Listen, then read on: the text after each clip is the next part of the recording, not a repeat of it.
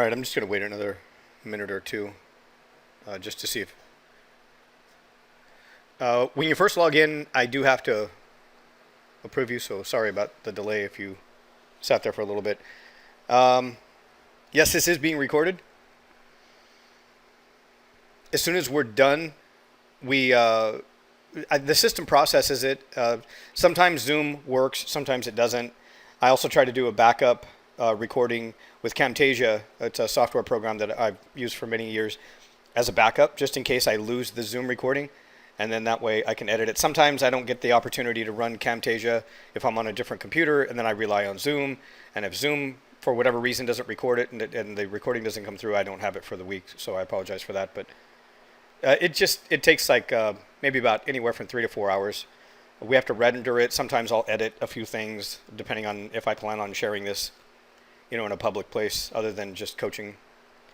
Okay, I'll go ahead and get started now. So some questions popping up this week with coaching students looking at the bar charts or candlestick charts, and then looking for their opportunities with point and figure, and then a specific question: how do you know which signals to avoid or to ignore? I talk about that, and we talk about it in the membership course, trying to distinguish which signals to ignore on a point and figure chart. And there's some basic rules, right, that apply, but then you get really good at it the more you apply it, right? That's just the way it is with everything. You're always going to get better the more you do it. So this is just another example of market conditions that could look a little bit confusing, and it's going to be this example along with other examples that we have in the membership course, and then future examples will always help you get better and better and better at it. And I have to admit that every once in a while I get caught up in some of these little head fakes too. So this is the pound dollar. I want to bring this up because this is something that I was working on this week with one coaching student that has been trading Forex primarily. This is the same behavior. It doesn't matter whether you're looking at index futures or commodities or stocks. It doesn't matter. It's going to be the same structure, same rules apply. We're looking for specific patterns that we can identify and we need to be able to identify these patterns and these phases of the consolidation that we're looking at, so that we can determine when it's a good time to step in and when we should probably avoid looking at that particular market or chart or whatever, that stock, and then wait. Sometimes, and you see this happening, if you've been trading for a while, what you trade, if you trade one thing all the time, you can't always get a good trade on it, right? There's those transitional phases where you look at, let's say, the larger time frames like the monthly or the weekly or the daily, and it's just too choppy, too confusing. Smaller time frames, you might make a little bit of money and then lose a little bit of money and going back and forth. So if you can determine at what stage or what level in relation to support and resistance, what phase we're in, then you can decide if you should be in that particular trade or not and wasting any time. And it takes a little bit of research. And I say this all the time, that very often, and I remember when I started to figure this out, I used to struggle in the beginning of my trading career with what time frame was the best time frame to trade off of. I still see people asking that question, and I remember wondering that. And the truth is, if I always trade, let's say, off of a 30-minute chart, it isn't true that the 30-minute chart is always going to be the most optimum time frame to give me a clear indication of where we are. If it's trending, it could be too choppy. It could also be that in the 30-minute chart, it's going through that transitional phase, and it's very difficult to see where we are in relation to support and resistance. And you need to step back and take a look at the bigger time frames, like the daily, and you might see something that you didn't see on the 30-minute chart, for example. You already know that.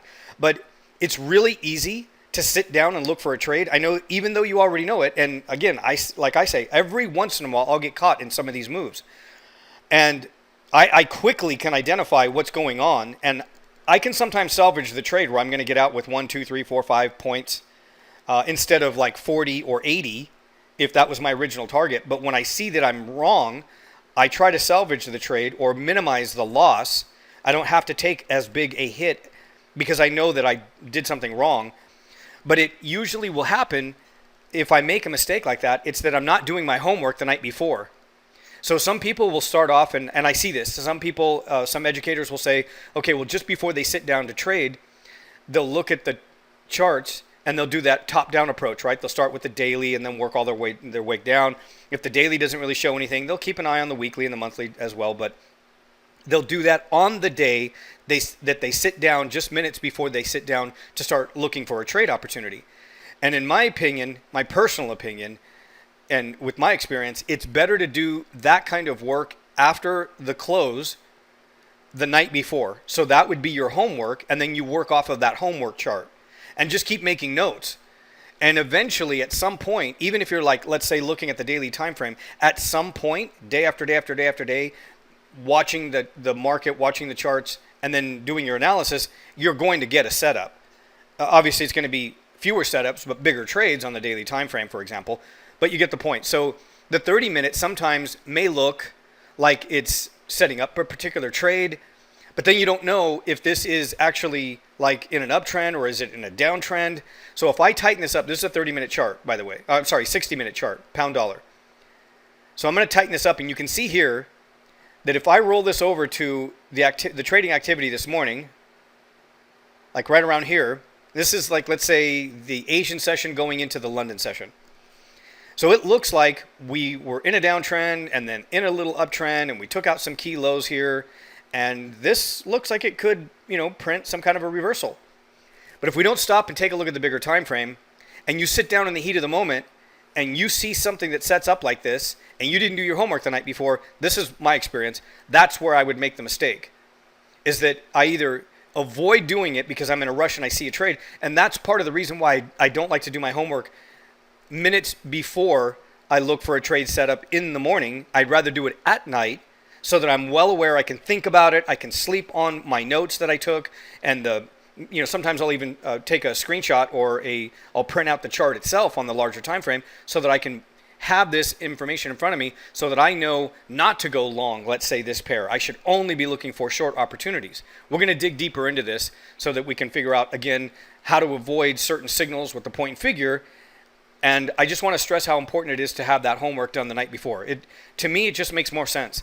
Because if you think that you're going to do it in the morning just before you sit down or as you sit down to start trading, there's going to be some days where it's really active, or maybe a trade had already taken place before you turned on your computer and you're like in a hurry to try to get it. So you don't do the whole top-down approach, looking at the larger time frames. That's where you could end up making a mistake. You want to avoid all of that. That's one of the ways I was able to eliminate a lot of my mistakes that came from not being aware of where price is on the bigger time frames, the setups that are there, all of it. And I'm going to walk you through this whole thing because I've been trading the pound dollar. I trade Forex, I trade futures, I trade anything, but I'm always watching Forex. Again, this works on stocks, this works on anything. Same basic behavior, same principles, same ideas, same setups, everything. Looking at the different time frames, all of it. So I know, and I'm aware, and I say this all the time, that if I'm trading off of a 60-minute, it may be that the day that I'm trading, let's say today, it isn't really a good idea for me to be trading off a 60-minute. I may need to go through different time frames to see which one's giving me a better indication of, once again, what I need to see, which is a range of consolidation, the phases of the consolidation. Should I be messing around? Is it in phase B? In phase B, I don't like to trade in phase B. Do I see a spring? Do I see an up thrust that fails and a reversal? All of that. I'm counting the waves. I need to take the time to count the waves. The waves are really important, even on the larger time frame. I'll show you all of that in just a moment here. So this morning, let me go ahead and get this figure right here. That's 1600. This is California time. So I'm going to move this over to about where the London Open is. And this is for the pound dollar. So I got 4 more candles here. And that should do it right there. That's midnight. So that's midnight California time right here. And that is 3 a.m. New York time. And that's about the start of the market, the London Open right here. So there's a strategy that I like to use. It's called the London Breakout. And I need to switch the time frame to a 30-minute chart. So the time frame on a 30-minute chart, you got to be careful. Well, if you look at inside of the membership course and you study that London Breakout strategy, one of the things that I specifically make sure that you're aware of is that it doesn't work every day. it may give you a signal every day, but it may not be the right signal and the conditions may not be right. And if it's moving sideways or it's choppy or you're trading against the trend, it might not work out the way you want to, because we see reversals. Sometimes it will lead into the London Open and then they reverse, or sometimes at the London it'll follow through and then reverse 2 or 3 hours. Every time it's a little bit different. Counting the waves on the smaller time frame is going to help me identify where those turning points and where it's likely to reverse. You'll see it on a larger time frame, how obvious it is. But if you've already gone through some of those exercises counting the waves, it's really important. I recommend spending a lot of time looking at the videos and the live coaching calls, the recordings, where we actually break down counting the waves with all these different markets. I mean, I think we've covered lots of them in the membership course. So spend a lot of time getting it. It's just like the more you expose yourself to these different situations and these different charts and these different markets, but it's always the same thing, the more you're going to get it, the quicker you're going to get it, and the more you're going to start thinking in these terms.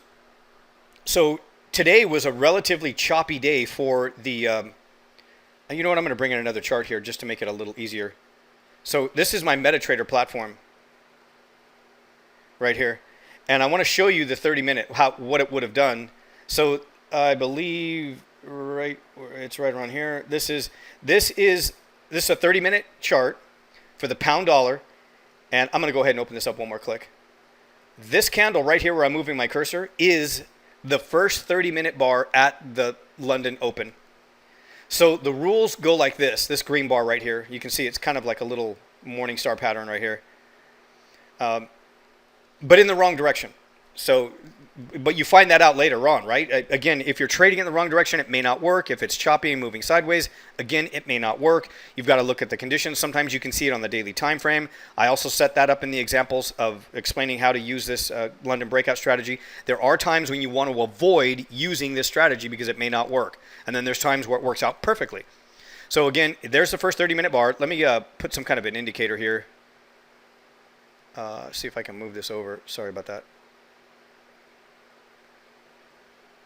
So this arrow that's pointing up, that's the 30-minute bar right there. So on a break in either direction is when we're supposed to get into the trade, technically. That's the first rule, but it's not the conditions. The conditions have to be optimized. They have to be optimal for this to execute this particular trade. And I'm going to show you how we could have identified that this is not the right location, but also show you how to avoid taking signals on the point and figure, even if you didn't trade the London Breakout strategy. And this was a stock, this was gold, this was oil, whatever it was. It's still going to be the same thing. This is a strategy, though, that I remember using in the first year of my trading career when I was trading futures. I was trading the S&P, and I had my chart set up on a 30-minute. I was also trading off of like a 3-minute, a 5-minute, and then I had a 15-minute and a 30-minute. And then on a break on a 30-minute, on some days it worked out perfectly. And again, you're hoping that you're on the right side. I was really new. Like I still was, trying to incorporate all the whole top-down approach and everything. It was just a lot. It was overwhelming. But after a while, you know that you have to do it that way. It becomes a regular pattern for you.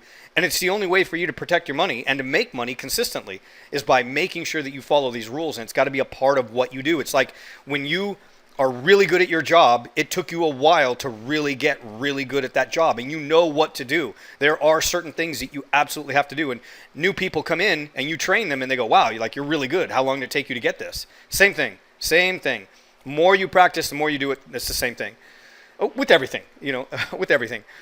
So in this case, it actually moved to the downside and it took out the low of that first 30-minute bar by 1 pip.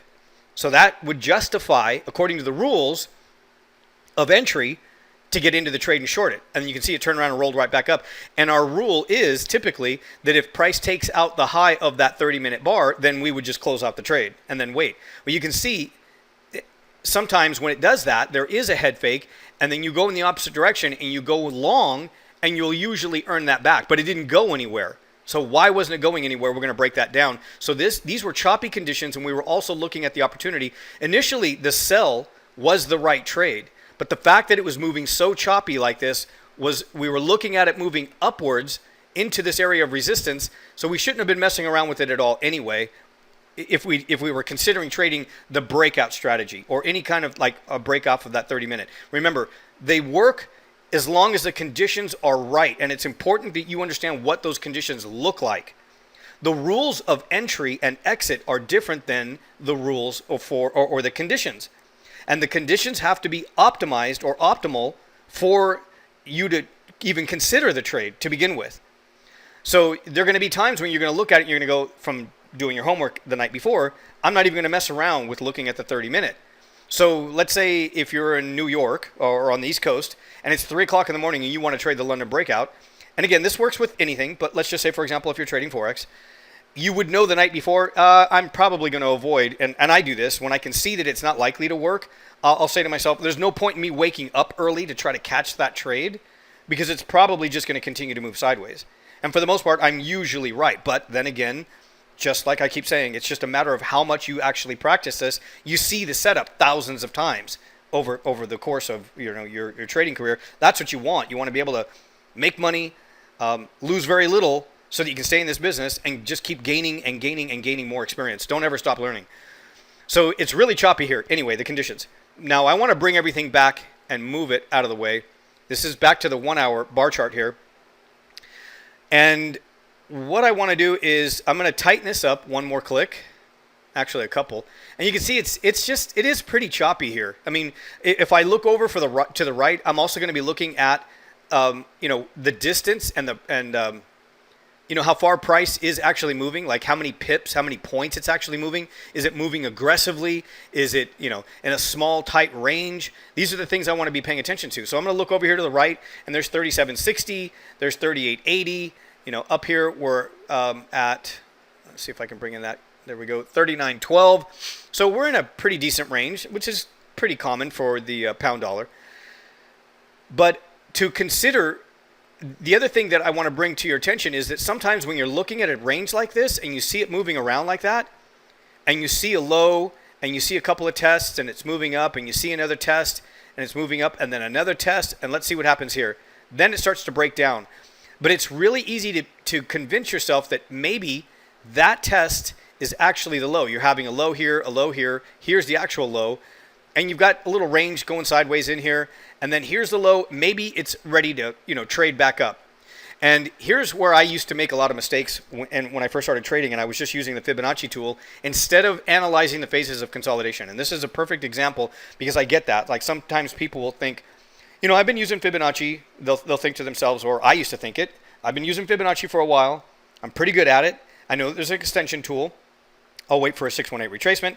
Well, you hear what people say about the 618 retracement, right? That's kind of a setup. Or sometimes people trade off of the 382 level, whatever it is that you're doing. But I used to use the Fibonacci tool.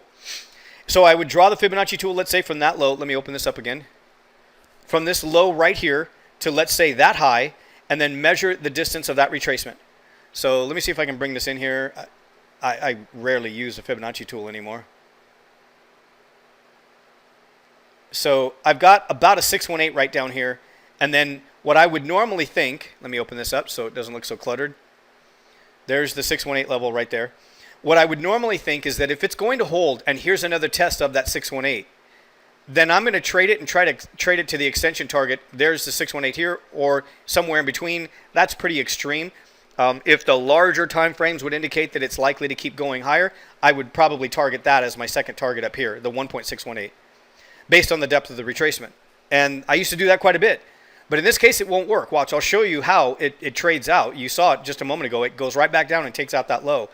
Now, chances are, in a range like this, the point and figure is going to give a possible entry. But it's choppy, and it's in the wrong direction. How do we know that? I'll walk you through it in just a moment here. But let's go ahead and take a look at this. So I would wonder, why didn't this work? Like, why doesn't the 618 work? Or why doesn't it bounce? There, not only is it a test of the 618, but the 5.0 right there holds price right there on that dip. And then it does it again. You can see the bodies of these bars or these candles. They're holding right there, right above the 5.0. So I'm thinking, in my mind, this is going to work. Well, there's two problems with that. First of all, the Fibonacci tool does not always work.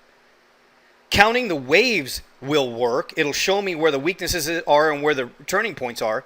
And then paying attention to the larger time frames, doing my homework at night, the night before I sit down, knowing which direction I should probably be trading it on based on the information that I had from my homework the night before, and then knowing when to avoid those signals on the point and figure. Let's go to the point and figure, and I'm going to show you this area right here.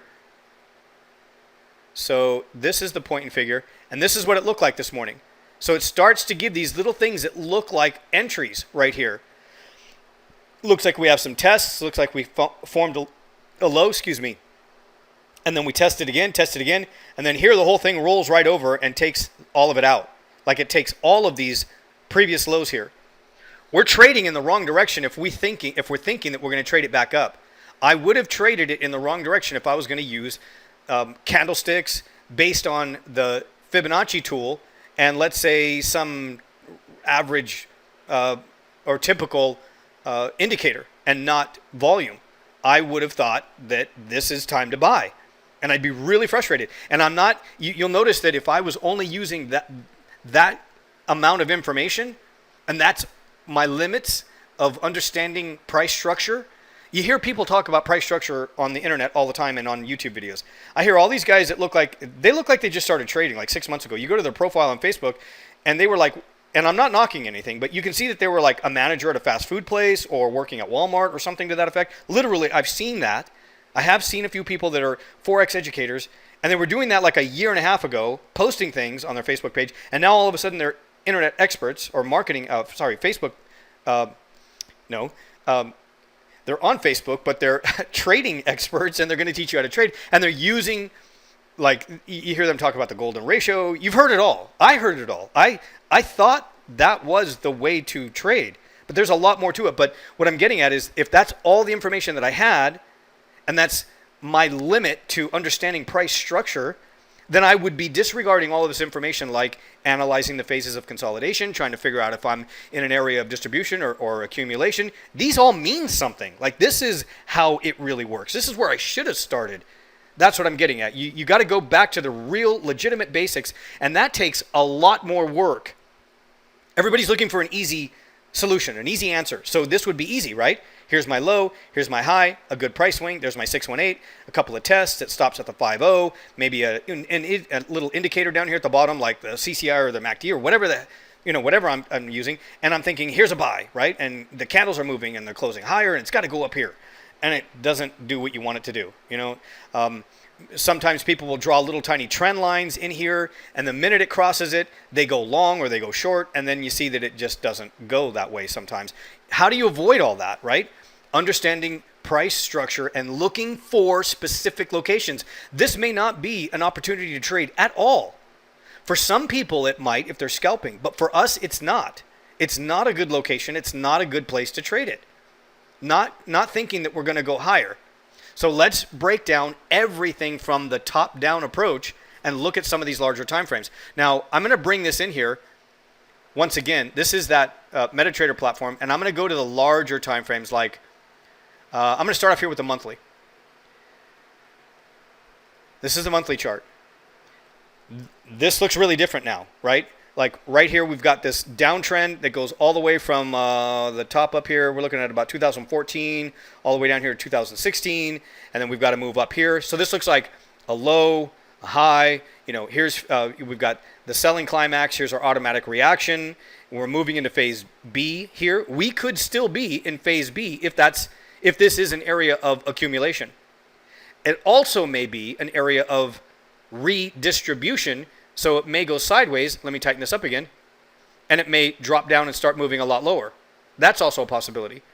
So we have to keep watching it, and we have to let this whole thing unfold and keep track of where we are, making notes, so that if anything changes, we're there to capture it and we can identify it. We haven't really seen a spring, but we don't have to see a spring in every case.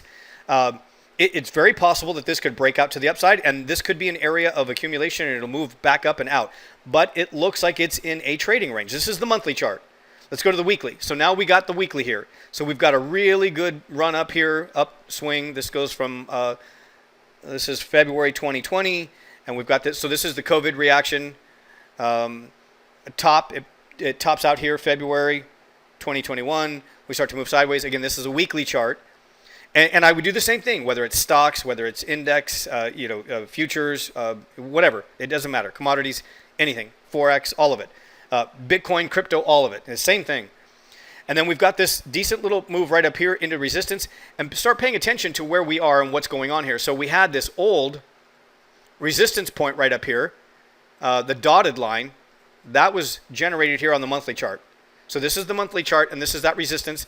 That's our automatic reaction high. We want to leave these in place. We know that sometimes, and I say this all the time, when I find my selling climax and my automatic reaction, depending on which direction it's going in, I'm going to leave the initial support and resistance lines in here, and I know it's going to break through sometimes, but I have to know where these initial turning points are, these stopping points, the sell-off or the blow-off move to the upside, the upthrust, and then the automatic reaction. So now I'm going to go to the weekly once again, open it up again. This is the weekly chart, and I can see here none of these candles are closing above that resistance or that dotted line, which was that automatic reaction high.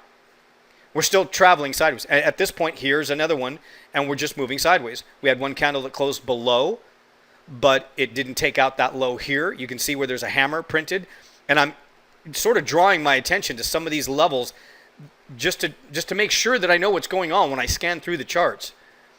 There's no other indicators on this chart. It's just, this is what I need to see. I'm really comfortable with this, and it took me a while to let go of some of the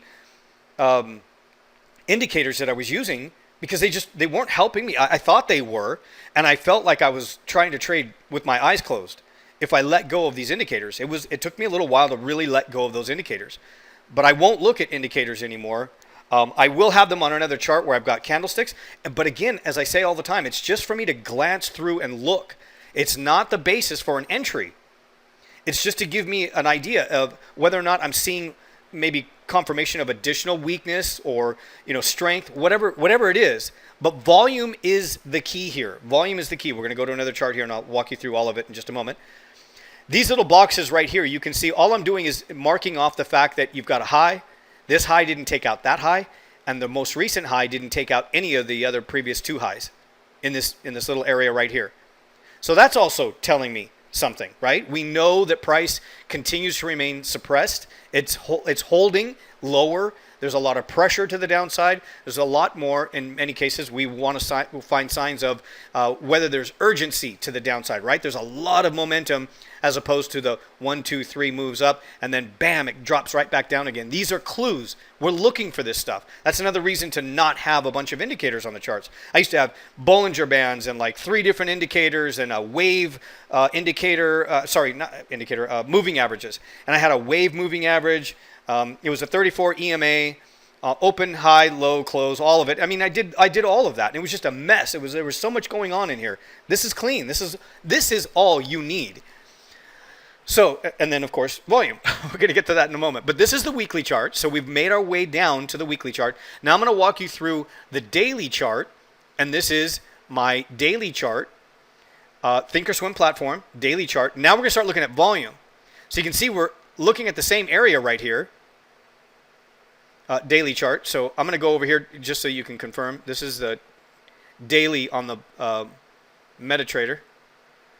So you can see, for the most part, we're looking at pretty much the same thing. I'll tighten this up.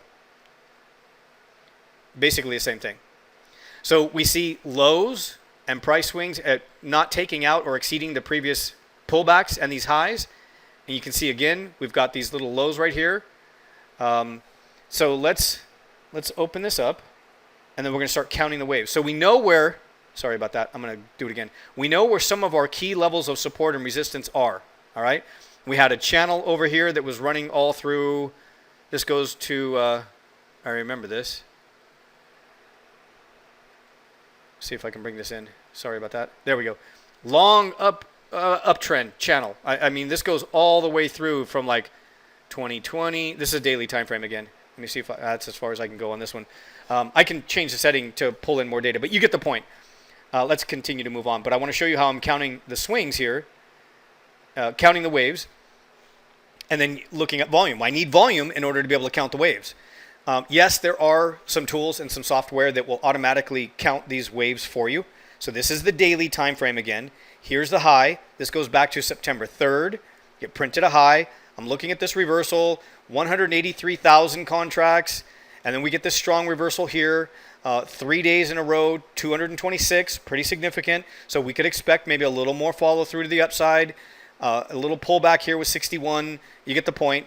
There's 2 days here, 132. So we still have a lot of, sideways, a lot of activity here, but it's still moving sideways, and then it holds, and then we get more momentum in here to these where it prints 200,000.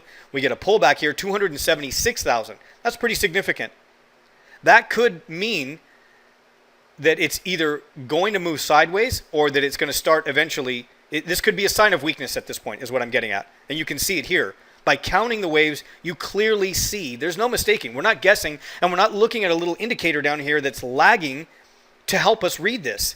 It's more important to be able to read the number of contracts and to read the amount of volume, whatever it is that you're trading, so that you can accurately identify these turning points. There's a lot of activity, 276,000 to the downside. That was more than it was when it was printing this downtrend here. It's significant. It really is significant. So here we get another push back up again, 111, just not enough. It's starting to really slow down here. And then this one goes sideways and flat, but tests that high and doesn't take out the high. It tests the high of resistance, 89,000 contracts, 68,000 contracts. And then we get another move here where it blows through, but it doesn't go anywhere. It stops and then drops and sells off 108,000 contracts. Still quite a bit of activity here on this aggressive move, and it still holds. Another test, 62,000. You can see that things are slowing down again. Here we had a test at 111,000. We had a test at 68,000. Now we have a test at 62,000. And now the whole thing starts to roll right back down and over. A daily time frame. This is Thursday. This is Friday. So far, we have 157 at this close. And if it continues, I'm going to have to add and change this and bring this back down.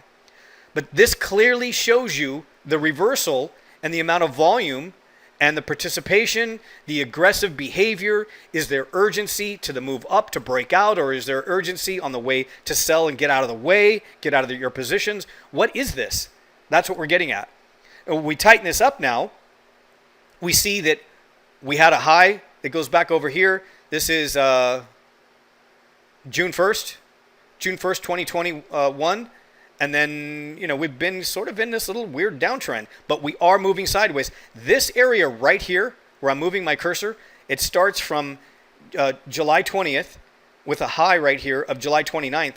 This is one price swing where everything else that's been taking place since this area, about a week and a half, everything's just been moving sideways.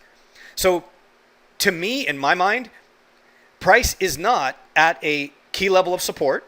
It's not at a key level of resistance, and it's inside more or less in the middle of this range of consolidation, and it's going to produce choppy days. Not every day is going to be choppy, and not every day is going to necessarily be difficult to trade off with a smaller time frame for day trades, but there's going to be difficult, choppy day trades that could lead into something that looks just like this. Here, back to this example, the pound dollar 60-minute, it's choppy. This is exactly what I'm talking about. That the fact that now you see in relation to where price was on that daily time frame, not at any key level of support or resistance, and here it's going to produce choppy activity, more likely, or meaning that I'm likely, if I keep playing around with this one, I'm going to get burned. It's easy if I don't keep track of everything, and you get lazy and you start finding things like this. Oh, 618, I'm going to try, and it looks like, if I just take this data right here and try to trade off of that, well, some days you're going to be okay. But on a day like today, and you're totally not taking into consideration everything that we've been talking about so far leading up to this point, you're going to make mistakes and you're going to have some losses. You could have 1 loss, 2 losses, 3 losses, 4 losses. It's very likely, and I used to do this, I'd continue to hammer away when I first started trading and I didn't know how to trade effectively. I would continue to hammer away, meaning fire off trades, trying to get back the money and trying to trade off of, then I would try to short it, then I would try to go long, and then I would try to short it. And I just kept going and going and going and going. When if I just would have known everything that I've been talking about here, I probably would have left this one alone.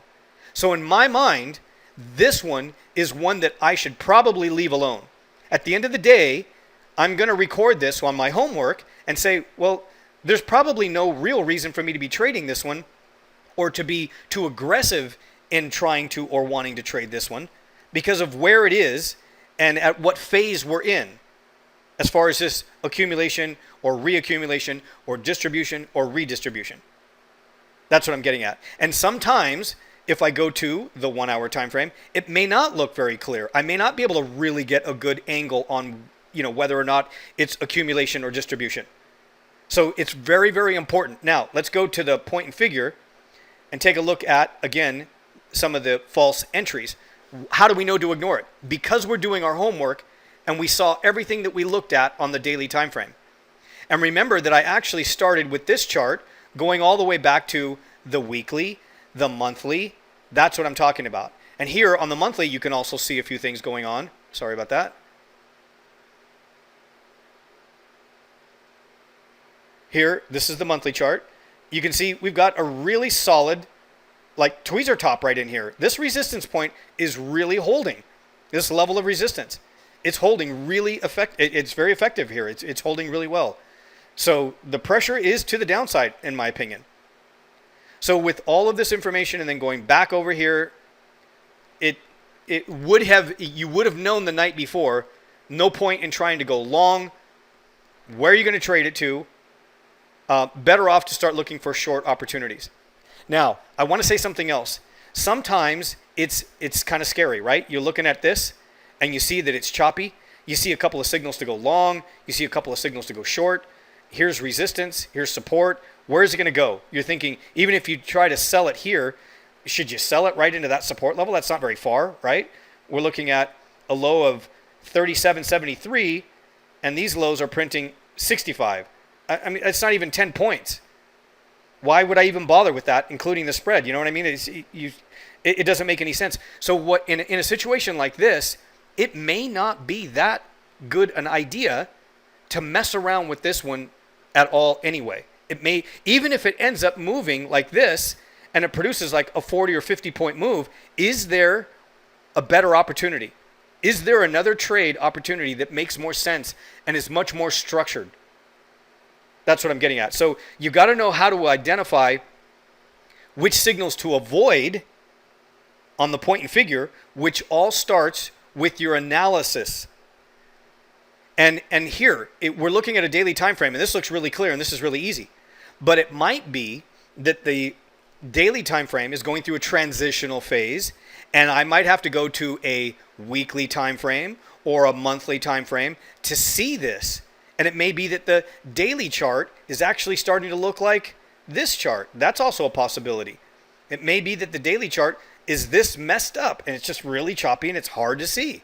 So if that's the case, go up a time frame. Find the right time frame before you start making a decision to play in this particular market or play this stock or this currency pair or whatever the case might be. You've got to be able to make a decision. So was there a better trade opportunity? In my opinion, what would it look like? It's right here. My line's stripped out of here. Sorry about that. I'm going to put them back in. This was relatively easy to see. There was actually two targets. So this is the dollar yen, and this is approximately the 30-minute to 1 hour time frame. And this was actually taking place. This is 4 o'clock in the morning. It is this column here to the upside. 4 o'clock in the morning California time. That would be 7 o'clock a.m. New York time. So we've got a drop, a move to the downside. And of course, yes, it's going to all start with the bar chart, counting the waves. I'm going to do that over here with the Thinkorswim platform on the Japanese yen futures, as you've seen me do many times in those videos. And here's the entry at, I believe it was like 43. I think the entry was 43 this morning. 43 right here, about 46. Sorry about that. 46, 45 or 46. The final target is back up here to 20. And it fell short and it cleared the 00. I believe it went to 6 or 5.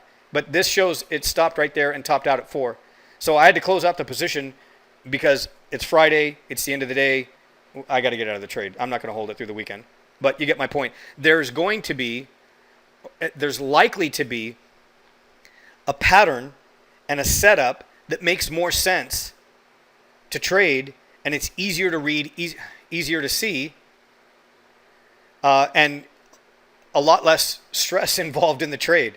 and I can clearly see that I'm going to get a 2-for-1 on my trade here, as opposed to something that was as choppy as that pound dollar trade. And the euro dollar did pretty much the same thing. So it doesn't surprise me in this situation that if the euro dollar and the pound dollar are kind of moving sideways, it doesn't guarantee it, but then maybe take a look at the dollar yen and take a look at the dollar, take a look at the dollar Swiss or the dollar Canadian. Those might produce an opportunity. It sometimes works that way. So this was a much cleaner setup and a much cleaner pattern to read and to detect and to confirm, along with counting the waves. And you can see the tests here. You can see the low. You can see the reversal. This is that reversal where we're talking about these columns, poles. And then we get a test right here that solidifies with a second test, another test here, and then it starts to move its way back up. This was just a really easy trade. And it would have been really easy to miss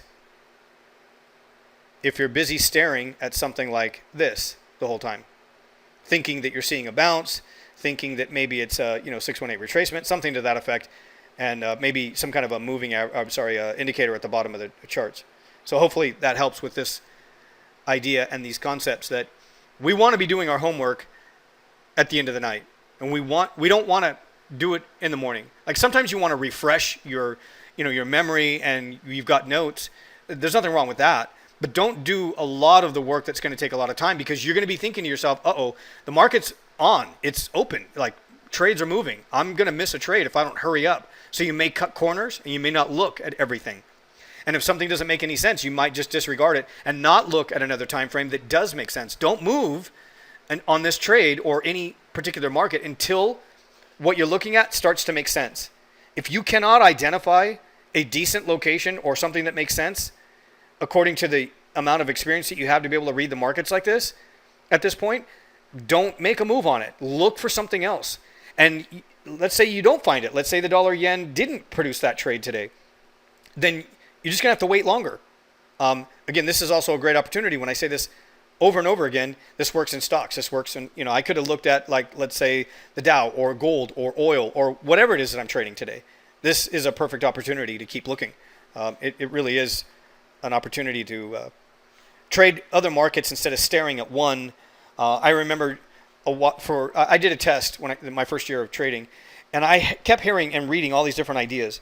Maybe you should just trade one currency pair, get to know it, or one particular market, just get to know how it behaves. There's nothing wrong with that, but you're going to get experience anyway if you trade something pretty consistently. You're probably going to get more by just staring at it. But here's what was happening to me. Because I was just staring, I did this test. I started on a Monday, and I went until Wednesday. I was looking at the euro dollar, and I was looking for a particular trade setup. And all day Monday, nothing. All day Tuesday, nothing. Wednesday came around, still nothing. It wasn't giving me the trade setup that I was looking for. And I thought, don't do anything until you see this trade setup. Because I was losing money every single day, every single trade. So I said to myself, don't do anything until you see this trade setup. But the euro dollar didn't produce anything.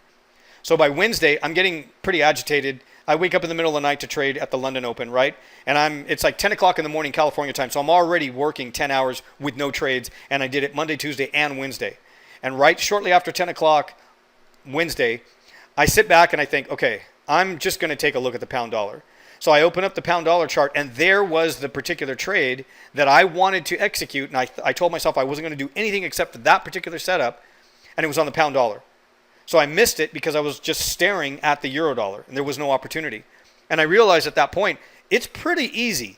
If you're just staring at one thing, one time frame, and time goes on and you're not seeing something that makes sense to you and you're not seeing your trade setup, it's tempting to just execute a trade just for the sake of taking the trade, right? You're bored, you're sitting there, it's gone 3 days, you haven't made any money, and you're thinking, I got to do something.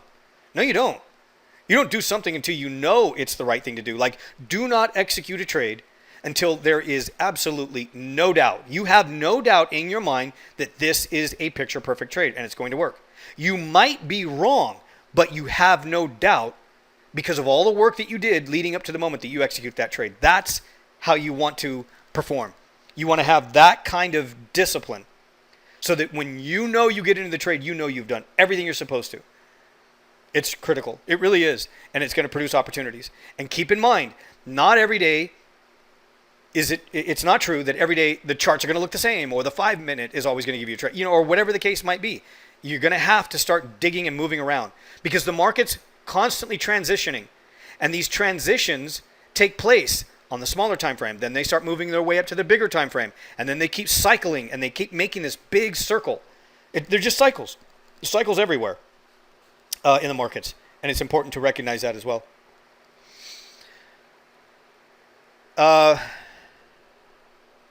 Yes. Somebody just asked if this was going to be recorded. Let me go back over here to this trade. So, in my opinion, at the end of the day, yeah, there probably was a signal here for the pound dollar, but riskier, a higher risk trade setup, in my opinion. Again, coming back to why, well, again, we're stuck sort of in the middle of this overall range right here, and I don't like it. It looks ugly to me. Maybe a bounce off of that support if it turns around next week, something to that effect. But still, I mean, it would be a real quick short-term trade, and I need 100% confirmation on that one, right? I need to make sure I'm going to be trading that for a day trade. It's not, I want to be trading in the right direction. And the same thing that happened today could happen on Monday, so I probably won't mess around with it at all. Something significant has to change here at the close on Monday for me to think I have a solidified support and maybe a bounce to the upside, and maybe it'll come back up here and test these highs, something to that effect. It's a possibility, but I don't have any indication that that's going to happen here yet. There's still, I would expect some kind of a pullback and some testing, but that doesn't necessarily have to happen. We could have Monday where it just keeps dropping. That's also a possibility, and it would be a better trade setup in my opinion. But I've got to count the waves on the smaller time frame. If I'm going to jump into this for a day trade and I'm trading at the London Open on Monday, I'm going to be switching to a 30-minute chart and a 1-hour chart, and I'm going to be counting the waves just like I am here, but it's going to be on the smaller time frame. A little more work. It goes by faster, but it's the same thing. You've got to keep track of this. You've got to keep track of the volume and counting the waves. It is critical, in my opinion. And this is where it starts. It starts by looking at a candlestick or a bar chart like this with volume and counting the waves, and identifying where price is in relation to support and resistance, trying to figure out if you're in a phase of consolidation or accumulation or reaccumulation or distribution, and then going to the point and figure chart, looking for the trade setup.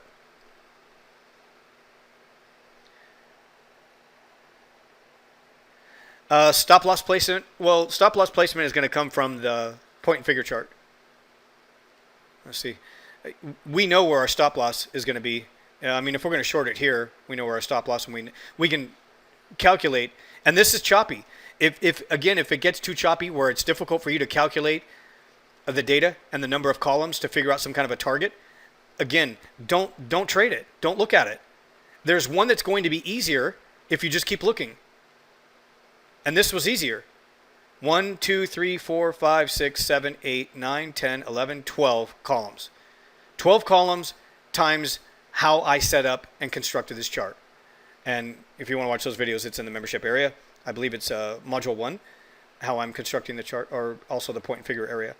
But I talk about it in the live coaching calls too. You can see for different currency pairs and different markets how I'm constructing the charts using Fibonacci trader charts. But we use stock charts too. Stock charts, it'll help on the larger time frames as well. But this was a lot easier for me to calculate my target. Why would I play around with something that's this hard to figure out? It's just too choppy. It's really hard. That's another indicator, is that if it's difficult for you to figure out which columns and which price swings and which structure, is it really lending to the structure that we need anyway, that we use when we try to trade? If it's not, again, just stay away from it and look for another one. Look for another trade. You're going to be a lot better off if you just ignore this and you're trading something that you're not too sure about. That's high risk. That's a riskier trade than seeing something like this where you can look at it, you're counting the waves, you see the reversal, you can count the columns, you can figure out where your target is, you know where your stop is, and you're thinking to yourself, this is a good trade. Like, I'm okay with this one. This is way different than the other one that we're looking at. Just again, the same, it's very possible that this could have been just as choppy as all the rest of them. Then I would have just stayed out of the market altogether. I wouldn't even be looking at it. That's a hard thing to do, but you got to learn to do that. Every time I tried, and I know because I started making videos right away, and along with a written journal. But if you write it out in a written journal and you're making mistakes like this, every time I traded something that I didn't understand and I thought to myself, I got to do something, I got to just go ahead and try it, almost every single time it would turn out to be a loss. And it was the hardest thing to stay away when I would sit there and spend 6, 8, 9, 10 hours waiting for a trade, and yet there's still no trade. Well, being able to stay out of the market, that's a good day. That's a good trade. Is staying out of the market and not trading because you know that there isn't your trade set up. And again, we're not trading inside of phase B or when it's choppy and it's messy and it's ugly, and we get these sharp reversals. We're not trading in those ranges. We need very specific locations and very specific setups before we even consider getting into the trade. I kind of exceeded my time here today. Let me read some of these messages and see if there's a... Yep. All right, I covered that. That's good. Thank you. Okay, so this is being recorded. I will drop it in the members area, and then I send out an email. Some of you logged in with the same link. All right, I'm sorry. I'll have to take a look at that. I don't know what it was. Technology. That's all I can say. I don't know. I can't answer the question until I start looking and seeing what it was. Okay, thank you very much for attending. I'm going to go ahead and cut this short. I hope you have a great weekend. I'll see you all next week. Sorry for having to change the schedule from Thursday to Friday today. It's just this week. Next week we'll be back on a Thursday schedule again at 4:30 Eastern Time. All right, thank you very much.